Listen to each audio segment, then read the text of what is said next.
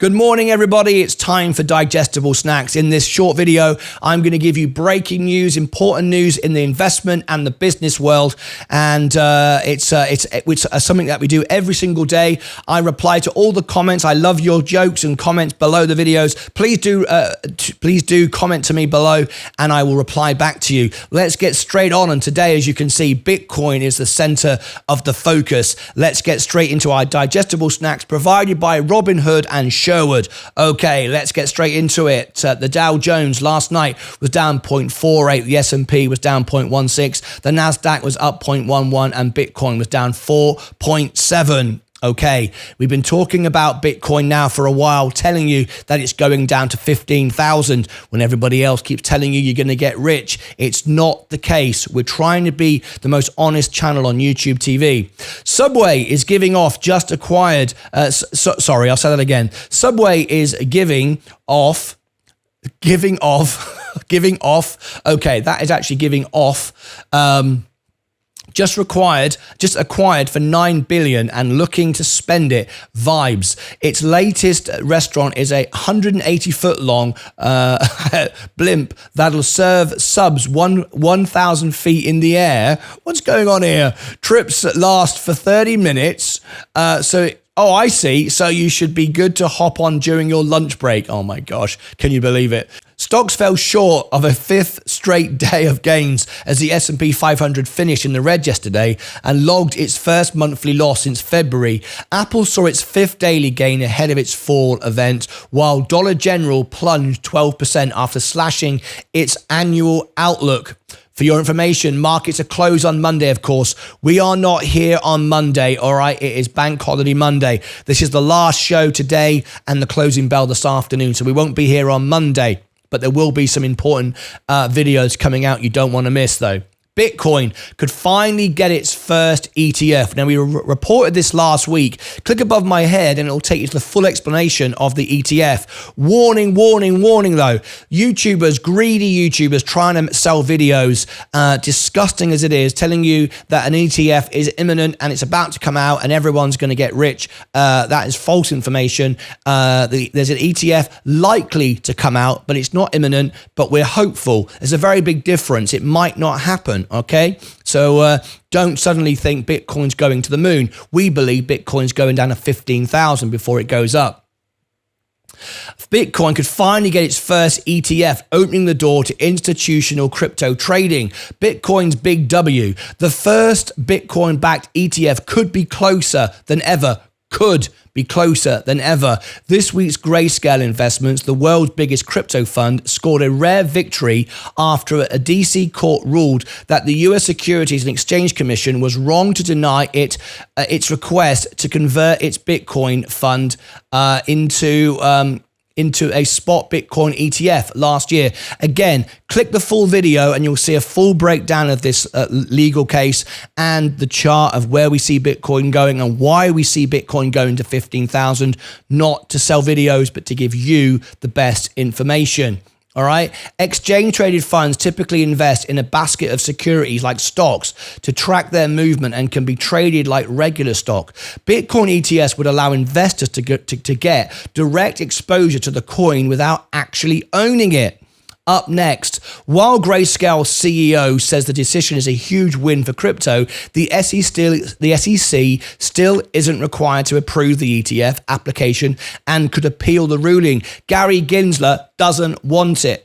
All right, they don't want it. So let's be absolutely clear. Just because this has been proposed doesn't mean it's going to happen. All right, the SEC don't want it. They're trying to stop it. They keep looking silly. They keep being proven wrong. However, they are the ones who are controlling the strings right now. So don't get carried away that tomorrow we're going to all wake up as a Bitcoin ETF. It'd be phenomenal if we do, of course, and we believe it is coming because they are wrong, but don't jump onto it straight away. There's going to be one final down leg. Crypto craze. Bitcoin's price jumped nearly 6% after the decision. The reason for that is, again, people on YouTube telling everybody we're all going to get rich, buy crypto. And the reason for that is it gets everybody excited. And I find it quite disgusting that they do this, but it only makes them money. It doesn't help you buying Bitcoin here. It really doesn't. But I have said, long term, we think Bitcoin's going up. So if you buy it now and you don't mind it dropping 50%, that's fine, because it eventually will go up 200%, 300% and more likely in the future. So what do I know? Hey, who cares? But wouldn't you rather get it when it goes down, which is how we feel the cycle is working? Crypto's craze. Bitcoin's price jumped nearly 6% after the decision, while Coinbase stock rose more than 15%. We saw that, right? Live on the show. Crypto's Wall Street dreams. For over a decade, crypto firms have tried to launch ETFs directly tied to Bitcoin's spot price in hopes of attracting more institutional investors. So far, the battle has been a losing one. The SEC has denied all 30 ETF proposals since 2021, saying applicants haven't shown they can prevent market manipulation. But optimism picked up in June after BlackRock, the world's largest asset manager, filed for its own Bitcoin ETF. All of this is good news. However, it's not happening yet, and it could be a long way off. Blockchain boost. Analysts just boosted Bitcoin's ETF approval odds to 75% by the end of this year and 95% by the end of 2024. Now, I'm reading this for the first time. I didn't know that was coming up, but that's exactly what I have just said before I read it, all right? That's where we see it happening. We do believe it's going to happen, but we do believe it's more likely by the end of next year. So between now and then, you get a dip to 15,000. That's when you load up on Bitcoin. Then this comes out. Now, again, you can buy it now, but wouldn't it make more sense to buy it when it dips? I mean, I'm just saying, my average is 15,000. That's how I like it. The takeaway, one key can open many doors. While the DC court's decision doesn't guarantee Grayscale's ETF request, it's an important step forward toward eventual approval. Several Bitcoin spot ETF applications were expected to get the SEC's first deadline decision in the coming days, but yesterday, the regulator delayed some decisions to October, since crypto enthusiasts view spot ETFs as an entry into the regulatory mainstream. Approval could pave the way for more wins. Budding. Cannabis gets the official REC to be reclassified as a lower risk drug in a symbolic step. Again, we've talked about this, and everyone exactly the same in Tilray got very, very excited. Click above my head and I'll take you to the Tilray video. Very, very important video. Tilray popped up a few weeks ago. I sold it when they started to buy all the breweries. I made a lot of money from it. I took a lot of flack because everyone said, it's going to go to $40, including myself. However, it went straight back down again. Then everybody bought it because of this news. It went straight back up again. All it was a letter requesting the intent to reclassify from Schedule 1 to Schedule 3, which at the time of reporting it, I had no idea what that actually meant, and one of my members picked me up on it, and it's true. I didn't know what it meant. I thought it meant something completely different. What it is Schedule 1 is the highest risk of a drug. Schedule 3 is a lower risk. And if it goes into lower risk, like Schedule 3, doesn't require risk banking, safe banking, and therefore it can become medicinal and become fully legalized much quicker without the safe banking rule. However, it's just a letter of intent of what they want to happen. Well, people have been campaigning for cannabis to be, put right for the longest time. However, it hasn't happened yet. Again, it popped the price. I didn't buy it. I said, no, I'm going to wait, and I'm going to wait for it to go back down again. Now, it might not go back down again. Doesn't matter. I'm making money elsewhere. But again, just be aware, these news, which is more rumors not rumors, it's factual, but it's just steps in the right direction, not the complete direction. Only promotes the stock to be dumped by those who just scalp trade it. Anyway, Check my schedule. That's what I was just talking about, right? The US Department of Health and Human Services recommended moving marijuana to a lower federal risk category. Currently, the US government considers it as a Schedule 1 drug. That's the problem. That's why it can't get legalized. From a medicinal point of view, meaning it is not accepted a medical use. It is not accepted as medical use and high potential for abuse. That puts cannabis in the same category as heroin and ecstasy, which everyone knows it shouldn't be, right? In a class considered riskier than cocaine and fentanyl.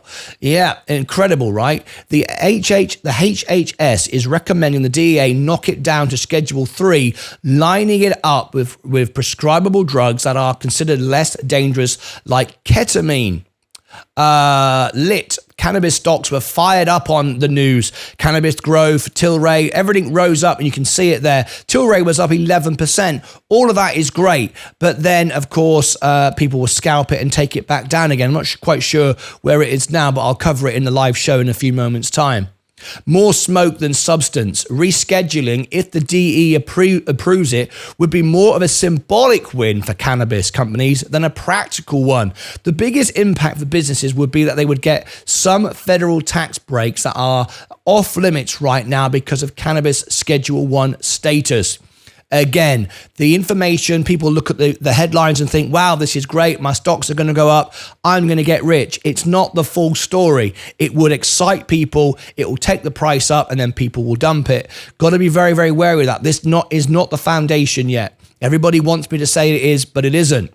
The change would also make it easier for researchers to get approval to conduct cannabis studies. Some advocates argue it's not enough. Lawmakers like Democrat Senator John Hickenlooper of Colorado say cannabis shouldn't be ranked in the DEA's 5 schedule categories at all, which would put it on par with alcohol and nicotine. That's going even further, right? Mismatch. Others call out the scheduling still doesn't line up cannabis is illegal federal status with state laws. Cannabis is legal for recreational use in 23 states and for medical use in 38 states. The takeaway from all of this: law lags behind public perception. Nearly 9 in 10 Americans support medical or recreational legalization. Marijuana is the most commonly used federal illegal drug, with about 1 in 5 Americans partaking at least once in 2019. President Biden pardoned thousands of people convicted with marijuana possession in October, saying his admin would reconsider the drug's rescheduling. Remember that time when the stock went up and then it crashed all the way back down again? So again, the news drives it up and then it goes back down again because legalization is not there yet. But legalization is gridlocked in Congress, where it has some but not enough bipartisan support. This could go on for years. What else are we snacking? Shopify. I reported on this yesterday. Click above my head and you'll see yesterday's report on Amazon, why Amazon's gone up, why I'm holding my Amazon, and the deal with Shopify. Very, very important video all about Amazon. Go and check that out above my head. Shopify will let its merchants offer Buy with Prime on their storefronts in a surprising team up with Amazon Prime. Members get the benefits of Amazon's speedy payment and delivery for non-Zon sites. Juice. The US Energy Department plans to provide $12 billion for car makers to update their factory facilities for EV and hybrid production.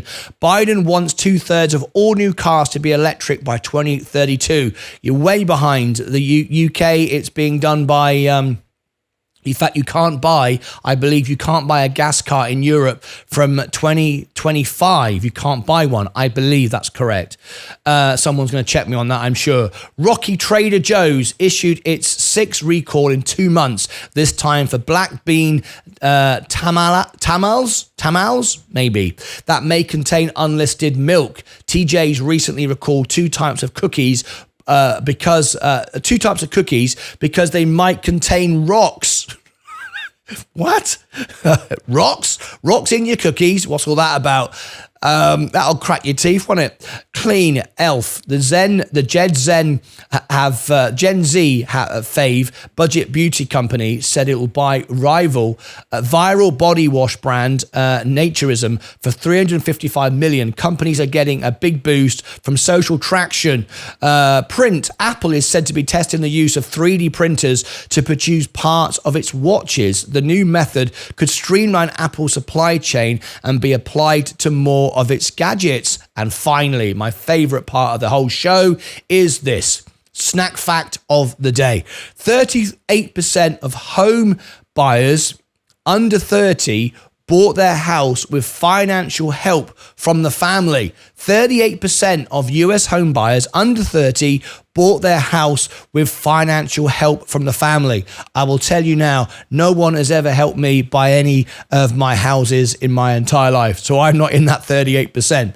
Anyway, every morning I bring you this breaking news about news in the business world and the financial world. Click above my head. You can win $204 in cash. We're giving it away. All my links are up here and down below in the description. And if you go over here, you'll see more in the series. Got some great videos. A couple of days ago, we covered adult planes. The Mile High Club. We covered all kinds of stuff. And that Amazon report as well, and much, much more. And in-depth on Tilray with full chart analysis. Go and check all that out. Until tomorrow, let's get back to the live show. Until then, as always, take care of yourselves and each other.